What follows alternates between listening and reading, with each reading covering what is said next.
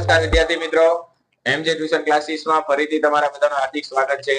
આજે આપણે ધોરણ 11 અને આંકડાશાસ્ત્ર વિષય જેનું ચેપ્ટર નંબર 4 એનું ઉદાહરણ નંબર 19 વિશે ચર્ચા કરો. આના પહેલાના વિડિયોની અંદર આપણે ઉદાહરણ નંબર 18 ની ચર્ચા કરી ચૂક્યા છીએ. જો એ વિડિયો તમે ના જોયો હોય તો જોઈ લેજો. આજે આપણે ઉદાહરણ નંબર 19 ની અંદર શું કીધું છે કે નીચે બે બેટ્સમેન એ અને બી બે છેલ્લા 10 દાવમાં કરેલ રનની માહિતી આપેલી છે. તે પરથી કયો બેટ્સમેન વધુ સુસંગત રમત રમે છે તે નક્કી કરો. તો બેટ્સમેન એ ના રન આપેલા છે અને બેટ્સમેન બી ના રન આપેલા છે. તો હવે આપણે બેટ્સમેન એ જોઈએ. ઉદાહરણ નંબર 19. તો એની અંદર બેટ્સમેન એ પહેલા જોઈએ. તો બેટ્સમેન એની અંદર શું કીધું છે? 25, પછી 50, 45, 30, 70 આ બધા રન આપેલા છે. 36, 48, 34 અને 60. આ કેવા પ્રકારની પેલા બેટ્સમેન એનું મેળવીએ, પછી આપણે બેટ્સમેન બી નું કરશું. પહેલા આપણે કેનું કરશું? એનું. આના ઉપરથી આપણને ચલનાંક મેળવવાનો કીધો છે. શું મેળવવાનું કીધું છે? ચલનાંક. તો ચલનાંક મેળવવા માટેનું સૂત્ર શું આવે છે? s ના છેદમાં x બાર ગુણ્યા 100. તો તમારે આની અંદર s ની જરૂર પડે છે અને x બાર. તો આવા પ્રકારની માહિતી આપેલી તો આ વર્ગીકૃત માહિતી કહેવાય. તો આપણે પહેલા શું મેળવશું? આપણે x બાર. તો આનું શું કરશું? ટોટલ 440. તો આનો ટોટલ થાય છે 440. તો આપણે x બાર મેળવી લેવાનો કે સિગ્મા x છેદમાં n એટલે કે 440 ભાગ્યા કેટલા કરશું? કેટલી સંખ્યા છે? 10. એટલે આપણને x બાર કેટલા મળશે? 44 મળશે. x બાર બરાબર કેટલા મળી ગયા આપણને? 44. હવે ખબર પડી બધાને? હવે આપણે s મેળવવું હોય તો પહેલા એ મેળવવું પડે x માઈનસ x બાર. રેડી? તો x માઈનસ x બાર મેળવવો એનો મીનિંગ કે અહીંયા આ x ની કિંમત કહેવાય. આ એ જે આપેલું છે ને એને શું કહેવાય? x અવલોકનની સંખ્યા. તો આમાંથી કેટલા બાદ કરતું જવાનું છે? 44. તો 25 માંથી 44 બાદ કરો તો કેટલા આવે? -19. 50 માંથી આપણે 44 બાદ કરશું એટલે 6. સોરી 46 કેમ? 6. પછી 1 અને 30 માંથી 44 બાદ કરશું એટલે -14. 70 માંથી આપણે 44 બાદ કરશું 26 અને 42 માંથી 44 -2. ધીમે બોલ. હા. 36 માંથી આપણે 44 બાદ કરશું તો કેટલા આવશે?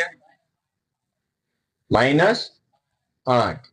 48 માંથી 44 4 અને 34 માંથી 44 એટલે 10 અને 60 માંથી 44 બાદ તો -10 એટલે 16. હવે અહીંયા આપણે જોઈએ છે શું? x માઈનસ x બાર નો સ્ક્વેર. તો અહીં લખી નાખવાનું બાજુમાં x માઈનસ x બાર નો વર્ગ. 19 નો સ્ક્વેર કેટલો થાય? 19 ગુણ્યા 19 કરશું એટલે કેવા થઈ જશે? 361. પછી 36, પછી 1 અને 14 ગુણ્યા 14 એટલે કેટલા થશે? 196. પછી 26 ગુણ્યા 26 પછી 4, 64, 16, 100 અને 16 ગુણ્યા 16 એટલે કેટલા થયા હતા? 256. હવે આનો ટોટલ મારવાનો તો 361 plus 36 plus 1 plus 196 plus 676 plus 4 plus 64 plus 100 plus 16 256 એટલે કેટલા મળશે? 1710. હવે આપણે શું મેળવી લઈશું? પહેલા s મેળવવાનો. તો આપણે અહીંયા શેનું કર્યું છે? a નું કર્યું છે. હવે બાજુમાં આપણે b નું, પણ અહીંયા આપણે શું મેળવી લઈશું? પહેલા a નો શું મેળવશું? s. તો s બરાબરનું સૂત્ર શું આવશે? સિગ્મા x માઈનસ x બાર નો સ્ક્વેર છેદમાં શું આવશે? n. એટલે આપણને શું મળશે? વર્ગમૂળ ની અંદર કેટલા મળ્યા? 1710 છેદમાં 10. તો કેટલા મળશે? 171. તો તો 171 નું વર્ગમૂળ કેટલું નીકળે છે? 13.08. તો આ આપણને a બરાબર ના શું મળી ગયા? s. ખબર પડી? હવે આવી જ રીતના તમારે જો a નો ચલનાંક મેળવવો હોય તો અહીં લખી નાખવાનું a નો ચલનાંક. બેસમેન એનો શું મેળવવાનો? ચલનાંક. તો એનો ચલનાંક મેળવવા માટેનું સૂત્ર s ના છેદમાં x બાર ગુણ્યા શું થશે? 100. તો આપણને s એટલે કેટલા મળ્યા? 13.08 અને છેદમાં કેટલા લેશું આપણે? 44 અને ગુણ્યા કેટલા કરશું? 100. એટલે 13.08 ગુણ્યા કેટલા કરશું આપણે? 100 અને ભાગ્યા કેટલા કરશું? તો 29.73% થાય. કેટલા થાય? આ જે મળે ને જવાબ એ ટકાવારીમાં મળે. 29.73%. હવે આપણે બી ના મેળવશું, પછી આપણે સરખામણી કરીએ કે કોનો ચલનાંક સૌથી વધારે છે કે ઓછો. આ કોનો મેળો? એ નો. હવે આવી જ રીતના અહીંયા શું લખશું આપણે? બી ના x લખશું. સમજાય છે? તો હવે જોઈએ આપણે કેટલા આપેલા છે. કોઈને કઈ પ્રશ્ન છે? આ જ રીતના હવે શું કરવાનું છે? બી નું કરવાનું છે. એનો પણ આપણે s 90 મેળવવાનું છે. બી ની અંદર આપણને કેટલા રન આપેલા છે? 10, 70, 50, 20, 95, 55, 42, 60, 48 અને 80. આ રીતનું આપેલું છે. આનો પણ આપણે પહેલા શું મેળવવો પડશે?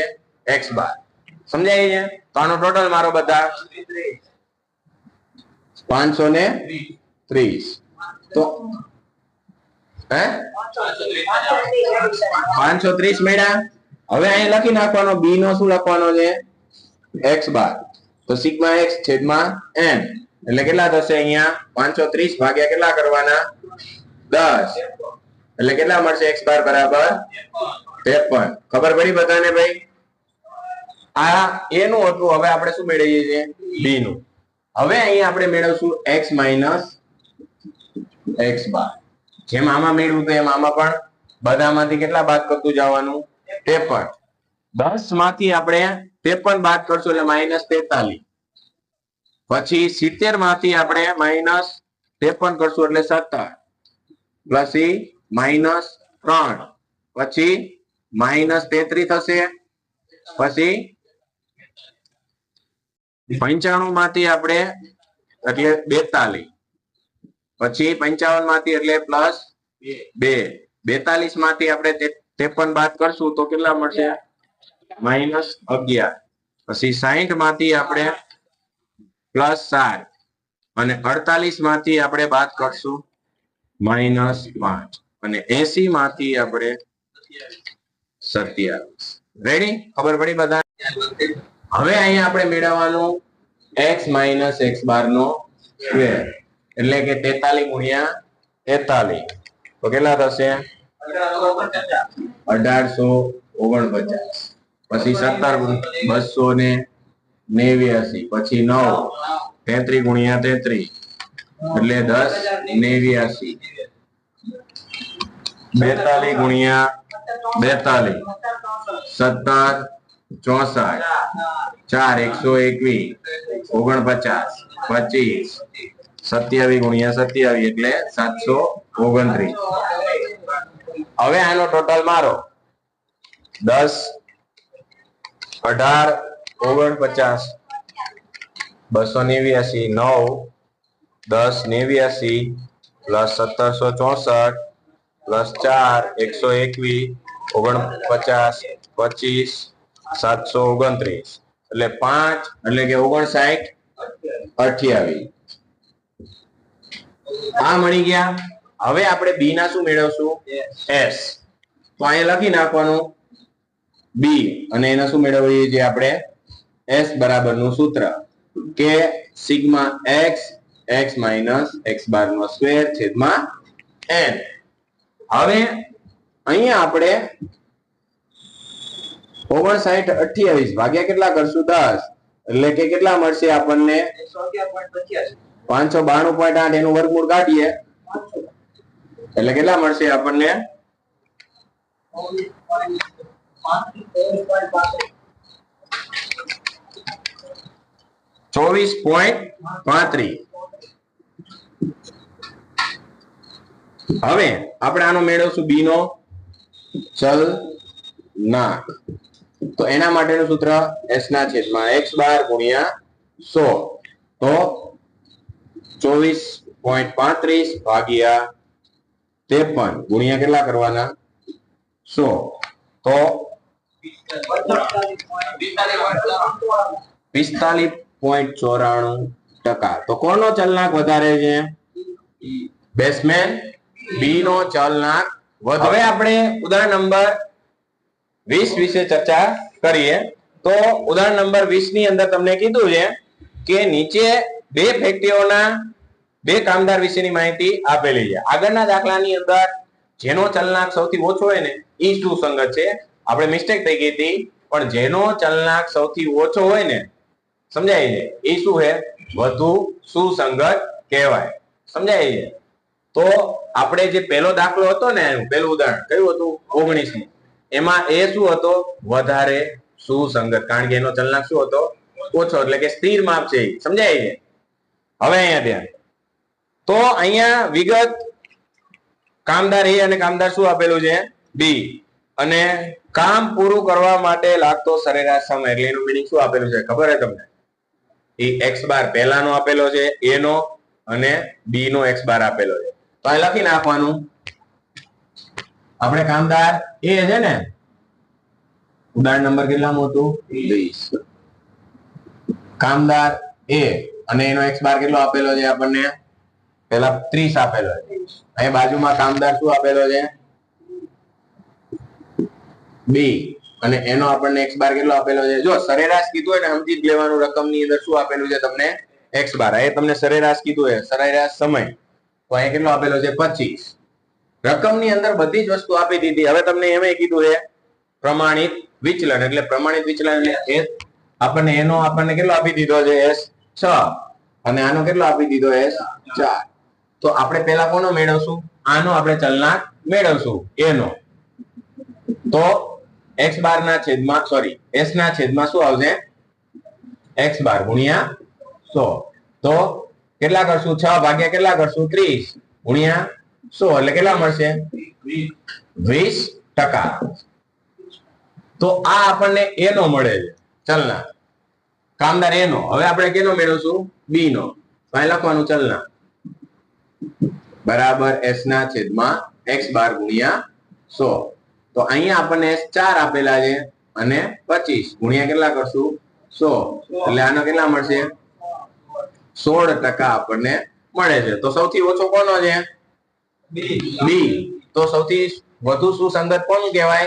બી નો. સમજાણો? અહીં લખી નાખવાનું. નીચે આપણને જે પ્રશ્ન કીધો હતો કે કયા કામદાર કામ પૂરું કરવા માટે લાગતા સમય વધુ સાપેક્ષ પ્રચાર છે, અને વધારે સમય લાગે છે, આને શું લાગે છે? ઓછો. અહીંયા કયા કામદારને શું કીધું છે? લાગતા સમયમાં વધુ સાપેક્ષ છે. તો આ વધારે છે, અને આ શું છે? ઓછું છે. આ સમયનું જ આપેલો હોય ને, કારણ કે સરેરાશ સમય આપેલો છે. તો જેનો વધારે છે, તો કામદાર એનો વધારે છે, તો એનું પ્રસાર શું છે? વધારે છે. હવે ઉદાહરણ નંબર 21 જુઓ. હવે આપણે શું જોશું? ઉદાહરણ નંબર 21. તો ઉદાહરણ નંબર 21 ની અંદર શું કીધું છે? તો એક વર્ગના 50 વિદ્યાર્થીઓના વજન અને ઊંચાઈના મધ્યક અને પ્રામાણિક વિચલન નીચે મુજબ છે. એટલે કે તમને બધી જ વસ્તુ આપી દીધી છે. મધ્યકે આપી દીધા છે, અને પ્રામાણિક વિચલને આપી દીધા. પહેલું જે આપેલું છે, શેનું આપેલું છે? વજન. વજનનો મધ્ય કેટલો આપેલો છે આપણને? જુઓ તો 56.2. રકમમાંથી આ વસ્તુ લખી નાખવાની, એટલે તમને ખબર પડે કે કયા x બાર છે અને કયા s છે. હવે એનું પ્રામાણિક વિચલન આપી દીધું છે. કેટલું? તો s બરાબર 4.8. હવે અહીંયા ઊંચાઈનો મધ્ય કેટલો આપેલો છે તમને? 62.5. અને s બરાબર કેટલા આપી દીધા છે? 9.3 ઇંચ. તો આપણને બંને વસ્તુ ખાલી આપી દીધી. આપણે ખાલી શું મૂકવાનું છે? ચલનાંકનું સૂત્ર. તો અહીંયા આપણે બાજુમાં જોઈએ. પહેલા શેનું મેળવશું આપણે? વજનનું. વજનનો ચલનાંક. તો એના માટેનું સૂત્ર શું આવશે? s ના છેદમાં x બાર ગુણ્યા 100. તો આપણને કેટલો આપેલો છે x બાર 56 એટલે સોરી s કેટલો આપેલો છે 4.8 ભાગ્યા કેટલા કરવાના છે 56.2 ગુણ્યા 100 તો કેટલો જવાબ આવે 8.54% આવે. હવે આ જ રીતના આપણે શું મેળવવાનું ઊંચાઈનો તો ઊંચાઈનો આપણે શું મેળવવાનો છે ચલના બરાબર s ના છેદમાં x બાર ગુણ્યા 100 તો આમાં આપણને s કેટલો આપેલો છે 9.3 અને x બાર કેટલો આપેલો 62.5 ગુણ્યા કેટલા કરવાના 100 14.88% તો આ આપણને મળી જાય છે. હવે એને આપણને શું કીધું છે ઊંચાઈ અને વજનમાંથી શેમાં પ્રસાર વધુ જણાય છે તો આમાં ઊંચાઈનું જો સૌથી વધારે કોનું મળે છે આપણને ઊંચાઈનું પ્રસાર સૌથી વધારે જોવા મળે છે. તો આ હતું આપણું ઉદાહરણ નંબર 20 અને 21. બધાને ખબર પડી ગઈ? ઓકે. તો હવે સ્વાધ્યાય 4.5 લેસન માં કરીને આવવાનું છે એટલે ખબર પડે કે તમને ઉદાહરણમાં ખબર પડી છે. ન ખબર પડે તો મને કહેજો.